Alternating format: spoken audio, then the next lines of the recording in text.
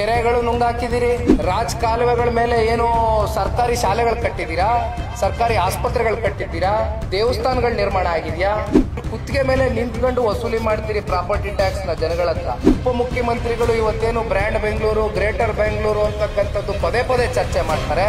ಬರ್ಲಿ ಬಿಡಿ, ಮಳೆ ಬಂದ್ರೆ ಒಳ್ಳೇದಲ್ವಾ, ಯಾಕೆ ಬೇಡ ಅನ್ಬೇಕು ಅಂತಾರೆ. ನೀವೆಲ್ಲ ಆರಾಮಾಗಿ ದೊಡ್ಡ ದೊಡ್ಡ ಕಟ್ಟಡಗಳು, ಅಂತಸ್ತುಗಳು, ಬಿಲ್ಡಿಂಗ್ ಗಳು ಕಟ್ಕೊಂಡಿರ್ತಕ್ಕಂಥವ್ರು ಆರಾಮಾಗಿ ವಾಸ ಆಗಿರ್ತೀರಿ.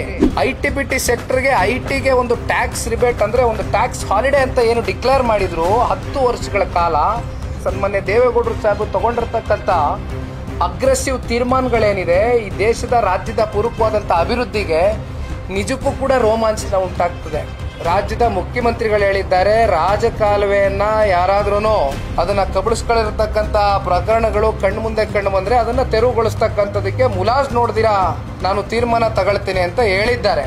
ಆದ್ರೆ ಯಾರ್ಯಾರು ರಾಜಕಾಲುವೆಯನ್ನ ಇವತ್ತು ಕಬಳಿಸ್ಕೊಂಡಿದ್ದಾರೆ, ನಿಜಕ್ಕೂ ಕೂಡ ಅವ್ರನ್ನೆಲ್ಲ ನೀವು ತೆರವುಗೊಳಿಸ್ಲಿಕ್ಕೆ ಆಗ್ತದ?